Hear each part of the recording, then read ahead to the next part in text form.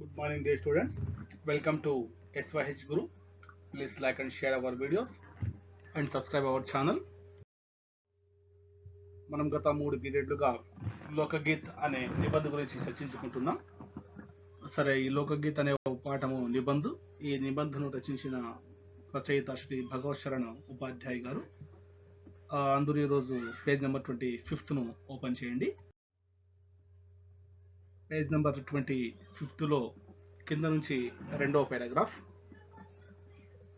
ఇంతకు ముందు వీడియోస్లో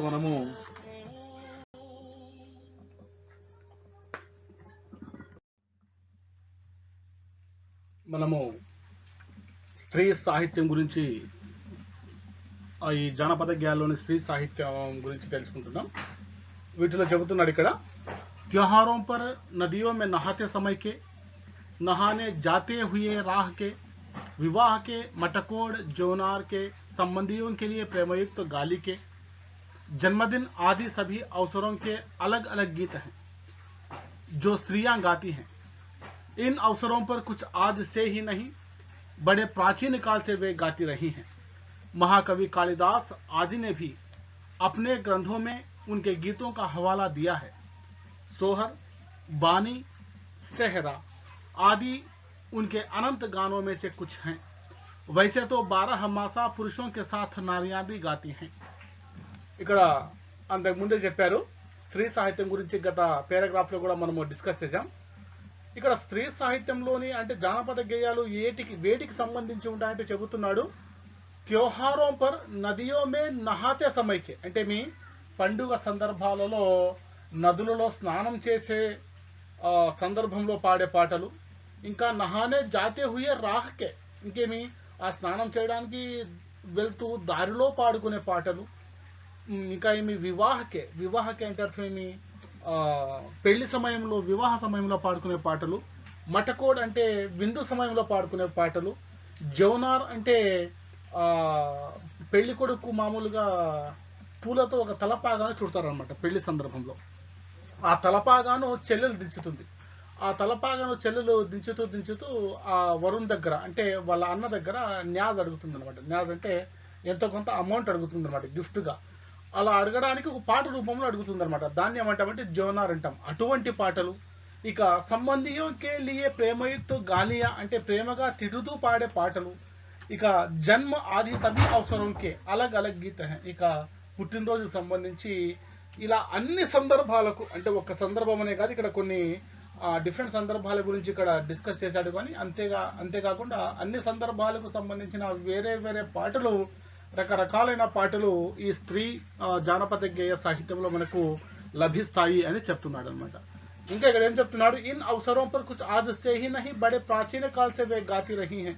అంటే ఏమి, ఈ స్త్రీ సాహిత్యానికి సంబంధించిన పాటలు, ఈ స్త్రీల పాటలు ఇప్పుడే కాదు, అంటే చాలా ప్రాచీన కాలం నుండి ఈ జానపద గేయాలు వారు పాడుతున్నారు అని చెప్తున్నారు.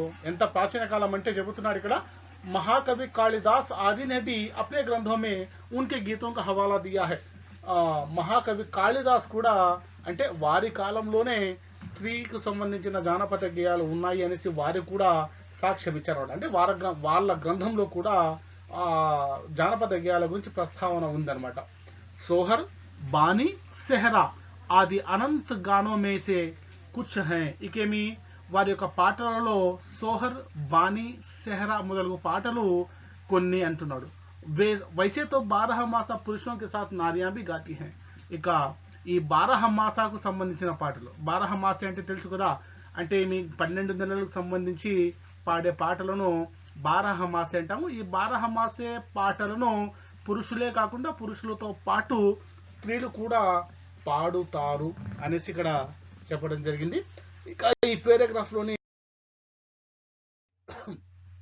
అర్థాలను మనం తీసుకున్నట్టయితే, హవాలా అంటే సాక్ష్యము, అవసర్ అంటే సందర్భము లేదా అవకాశము అని, జోనార్ అంటే విందు సందర్భంగా పాడే పాట, సిరజన అంటే సృష్టించడము, నహాతే సమయం అంటే స్నానము చేయు సమయము, మటకోడ్ అనగా అన్న వివాహ సందర్భంగా బహుమతి కోరుతూ సోదరి పాడే పాట.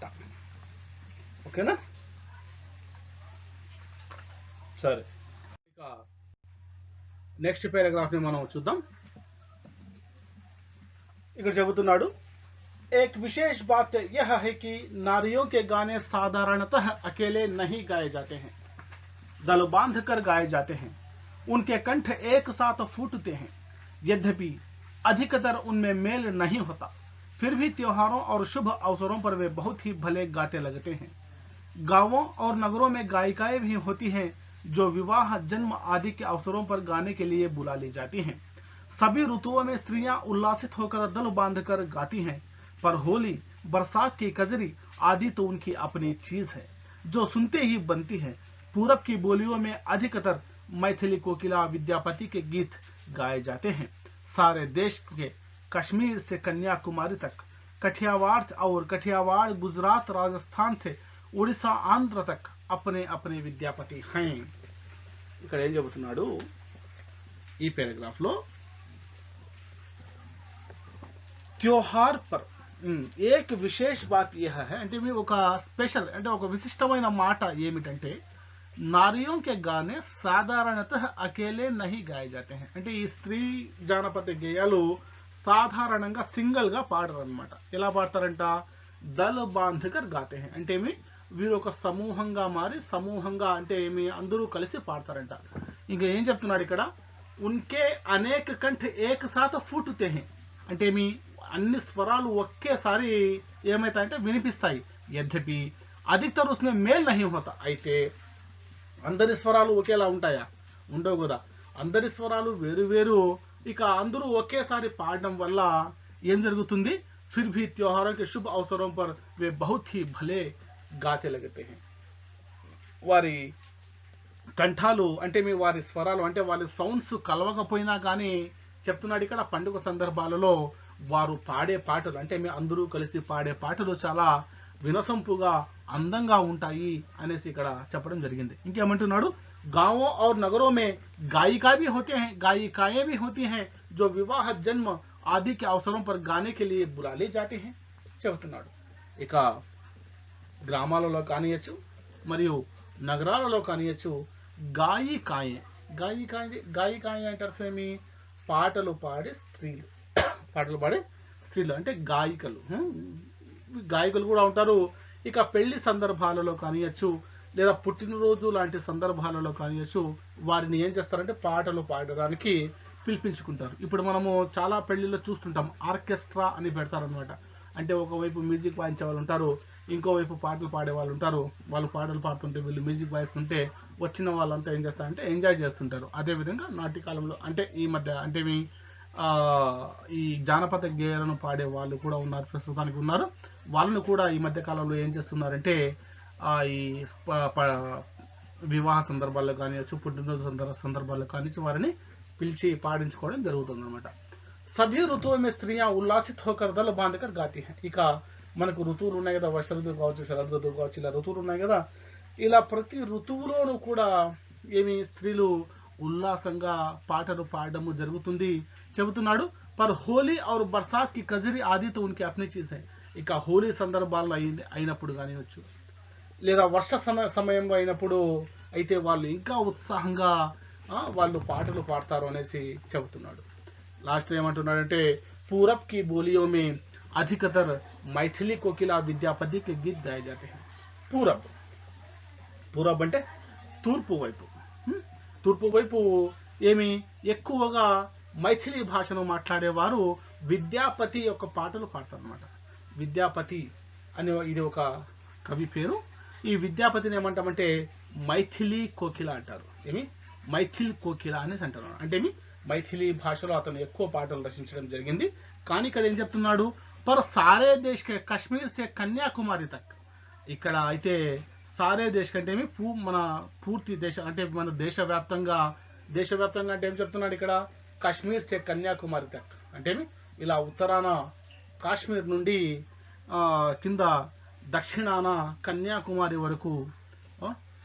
తర్వాత చెబుతున్నాడు కఠియావాడ్ గుజరాత్ రాజస్థాన్ అంటే పడమరన కఠియావాడ్ గుజరాత్ రాజస్థాన్ నుండి ఇలా తూర్పున ఉండే ఒరిస్సా ఆంధ్ర తక్ అంటే ఒరిస్సా ఆంధ్రప్రదేశ్ వరకు అప్నే అప్నే విద్యాపతి హై అంటే ప్రతి ప్రాంతంలో ఏమి గొప్ప గొప్ప రచయితలు ఉన్నారు, గొప్ప గొప్ప విద్యాపతులు ఉన్నారు అనేసి ఇక్కడ చెప్పడము జరిగిందనమాట. అర్థమైందన్న?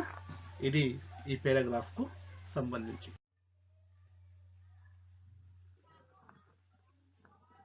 ఇంకా ఏమంటున్నారు చూడండి ఇక్కడ. ఈ పారాగ్రాఫ్లో గుజరాత్ రాష్ట్రంలోని ఒక డ్యాన్స్ స్టైల్ను ఇక్కడ మనకు ప్రజెంట్ చేయడం జరిగింది, ఇక్కడ చర్చించడం జరిగింది. स्त्रियां ढोलक की मदद से गाते हैं, अधिकतर उनके गानों के साथ नाच का भी फुट होता है. गुजरात का एक प्रकार का दलीय गायन गरबा है, जिसे विशेष विधि से घेरे में घूम घूम कर औरतें गाती हैं. साथ ही लकड़ियां भी बजाती जाती हैं जो बाजे का काम करती हैं. इसमें नाच गान साथ साथ चलते हैं. वस्तुतः यह नाच ही है, सभी प्रांतों में यह लोकप्रिय हो चला है. इसी प्रकार होली के अवसर पर ब्रज में रसियां चलता है, जिसे दल के दल लोग गाते हैं. स्त्रियां विशेष तौर पर स्त्रियां ढोलक की मदद से गाते हैं. స్త్రీలు తమ పాటలను ఏ విధంగా పాడతారంటే ఢోలక్ అనగా డోలు సాయంతో పాడుతారంట.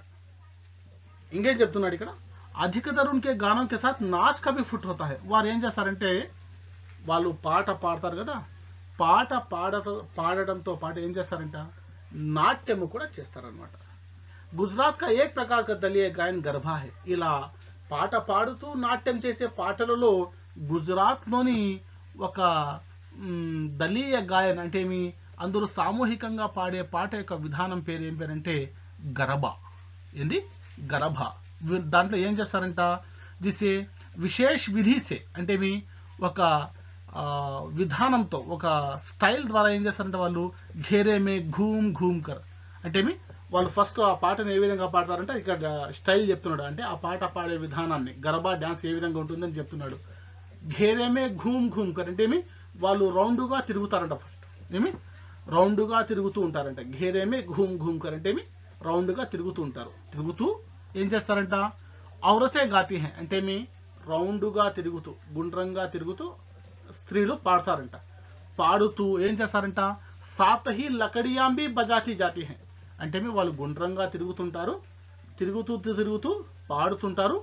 పాడుతూ ఏం చేస్తారంటే లకడియా బజాతి హై అంటే మీ తమ చేతిలో చిన్న చిన్న కట్లు తీసుకునేసి ఏం చేస్తారంటే దాన్ని అలా కొట్టుకుంటూ అంటే సౌండ్ చేస్తూ ఏం చేస్తారంటే తిరుగుతారంట. ఓకేనా? అలా ఆ సౌండ్ ఏ విధంగా ఉంటుందంటే ఆ వాళ్ళు పాడే పాటకు మ్యూజిక్ లా పనిచేస్తుంది అంటున్నాడు. ఇస్మే నాచ్ గాన సాత్ సాత్ చల్తే హై చెప్తున్నాడు ఇక్కడ. ఈ గర్భాలో మాత్రము నాట్యం చేయడము పాట పాడడము రెండు వెంటనే సాగుతుంటాయి. వస్తుతః యహ నాచ్ హీ హై. యాక్చువల్గా చెప్పుకోవాలంటే ఇది డాన్స్ యొక్క ఒక స్టైలు అయితే సభీ ప్రాంతం మే యహ లోకప్రియ హో చలా హై. అయితే ఈ గరబా అనే డాన్స్ స్టైలు అన్ని ప్రాంతాలలో బాగా ఫేమస్ అయిపోయింది అనేసి ఇక్కడ చెబుతున్నాడు అనమాట. ఇसी प्रकार होली के अवसर पर ब्रज में रसियां चलता है. ఇదే విధంగా హోలీ పండుగ సందర్భంలో బ్రజ్ అంటే మీ ఇది ఒక భాష పేరు.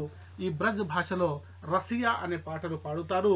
జిస్ దల్ కే దల్ లోగ్ గాతే హై. ఈ పాటలను ఏ విధంగా పాడతారంటే ఇది కూడా సామూహికంగా పాడతారు. స్త్రీయా విశేష తౌర్ పర్ స్త్రీలు కూడా కలిసి వీటిని సామూహికంగా పాడుకోవడం జరుగుతుంది.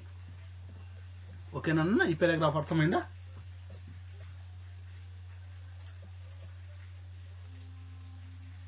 ఇక్కడ చూడండి, ఈ గుజరాత్ డాన్స్ ఎంత ఫేమస్. ఇండియాలోనే కాదు లాస్ట్ కి విదేశీయులు కూడా ఈ డాన్స్ ను చేయడము జరిగింది. చూడండి ఇక లాస్ట్ పారాగ్రాఫ్ మనం చూసినట్లయితే ఈ పాఠం యొక్క लास्ट एंड फाइनल पैराग्राफ. गांव के गीतों के वात्सव में अनंत प्रकार हैं. जीवन जहां इठला इठला कर लहराता है, वहां भला आनंद के स्रोतों की कमी हो सकती है. उद्धाम जीवन के ही वहां के अनंत संख्यक गाने के प्रतीक हैं. ఏం చెప్తున్నాడు ఇక్కడ, గ్రామాలలో పాడే పాటలలో నిజంగా తీసుకుంటే చాలా రకాలు ఉంటాయి. అయితే ఈ చాలా రకాల పాటలు గ్రామాల నుంచి ఎందుకు వస్తాయి అంటే ఇక్కడ చెప్తున్నాడు, జీవన్ జహా ఇఠలా ఇఠలా కర్ లహరాతా హై.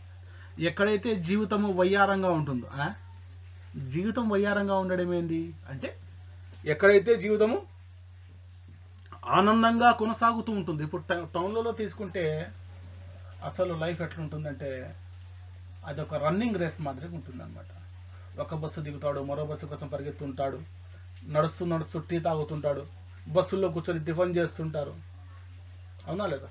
పక్కన ఒక వ్యక్తికి యాక్సిడెంట్ అయినా కానీ కనీసము ఒకరికి ఒకరు సహాయము చేసుకోలేని అంత బిజీగా టౌన్ జీవితము, నగర జీవితం గడుస్తుంటుంది. కానీ పల్లెల్లో అట్లా కాదు. ఎలా ఉంటుందంటే జీవితము చాలా ప్రశాంతంగా చాలా సంతోషంగా గడుస్తుంటుంది.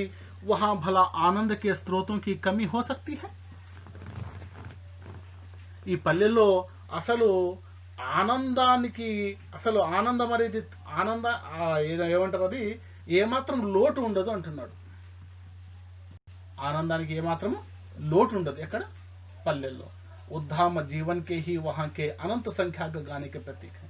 ఇక వారు ఒక గొప్ప ప్రశాంతమైన జీవితాన్ని గడుపుతున్నారు కాబట్టే అక్కడి నుండే రకరకాలైన పాటలన్నీ మనకు వస్తున్నాయి, ఉద్భవిస్తున్నాయి అనేసి ఇక్కడ మనకు కవి అయిన భగవత్ శరణ్ ఉపాధ్యాయ్ గారు చెప్పడం జరిగింది. ఇది అర్థమైంది కదా? ఇది ఈ పాఠంలో మనకు డిస్కస్ చేసిన జానపద గేయాల యొక్క రకాలు. యాక్చువల్గా ఇక్కడ ఈ పాఠంలో ఏంటంటే దేశంలోని అన్ని రకాల జానపద గేయాలను టచ్ చేయాలనుకున్నాడు కాబట్టి మనకి ఈ లెసన్ కొంచెం లెంతీగాను అనిపించింది. కాబట్టి ఓకేనా, మనకు ఈ నాలెడ్జ్ తీసుకోవడం మాత్రం మనకు చాలా అవసరము.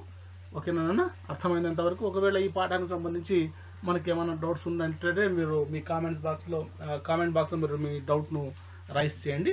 నేను వాటిని ఖచ్చితంగా సమాధానపరుస్తాను. ఓకేనా?